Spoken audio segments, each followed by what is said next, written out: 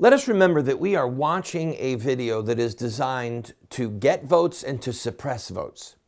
That's what we're seeing. She wants to be the next president. She has to win certain states in order to do that, and she has to defeat Donald Trump.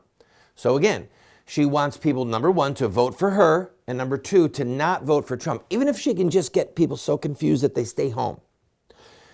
Trump's rise to popularity and to the victory in the Republican convention, or in the Republican primary, was in part due to his rhetoric against terrorism, what he's saying he's going to do to ISIS. And Hillary has to counteract that. And so that's what we're about to see. And you're going to see this line. Look at this face where she's got her hand on her mouth. Look at this face. It's got the hopes and the rage of a nation. When I saw that picture, many times, I never thought that showed the hopes and the rage of a nation. But this is propaganda. This is trying to get you to believe something. That picture actually was an embarrassment to Hillary. And they said, well, look, we've got to counteract that. And so let's go ahead and give a narrative to it that tells what we want people to think, the hopes and the rage of a nation, and that she is ready, by golly, to fight terror. Watch for yourself. She had never held public office before. She'd been a senator for just 9 short months. And then our nation bowed its head in grief. It appeared as though a dark blackish gray curtain had just dropped between lower Manhattan and the rest of the city. Injury-wise, both my legs were shattered. They believe that the landing gear of the second plane hit me because it was so hot that it closed my wounds. Around 9 o'clock at night, one of my staff people, one of Chuck's staff people came in and whispered to both of us that the White House had just sent up its first request for funding, and there was not a penny in it for New York. New York needed a champion. Hillary and Chuck tirelessly worked their way across Washington, not stopping until they reached the Oval Office. President Bush looked at me and he said, "What do you need?" And I said, "We need $20 billion. And Chuck Schumer said, "We need $20 billion. And he said, "You got it." Her mind just quickly grasped, this is a much bigger issue than replacing these buildings.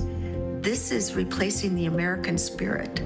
I remember just taking a few pictures, and when I got them developed, the flash from this camera against the dark sky reveals all the particles that are in the air. It looks like snow.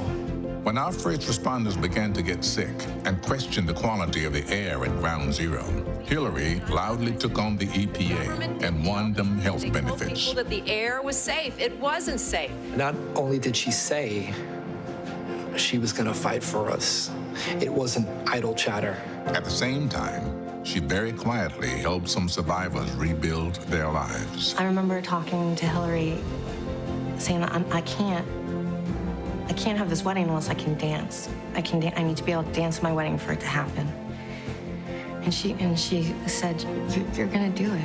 I know you are. Hearing her say that helped me believe it. Well, the bin Laden situation is a perfect example of how valuable Hillary's judgment and strength it was to me in every decision I made. I've seen the photograph. So have you. We'll never quite know what it felt like to be in that room. But look at her. Look at her face.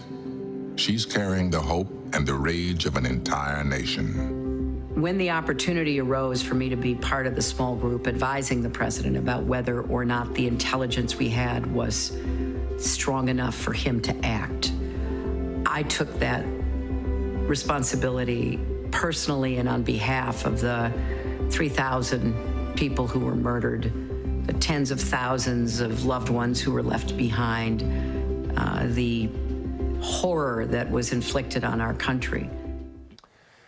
Do you see what I'm talking about? This is about, I have the strength to fight terrorism, but I have the compassion to fight for our people that were wounded by terrorism. Donald Trump doesn't have the compassion. And Donald Trump wants to divide us. Even though they never mentioned Donald Trump's name in this entire 12-minute video. Did you notice that so far? Never mentioned it. This is a 12-minute campaign ad, and that what you're going to see running that's pro-Hillary over the next few months is going to come straight out of this video. And I'm telling you again, it is propaganda, and it is predicated on deceit and manipulation and getting people to believe something, this narrative. I'll be right back.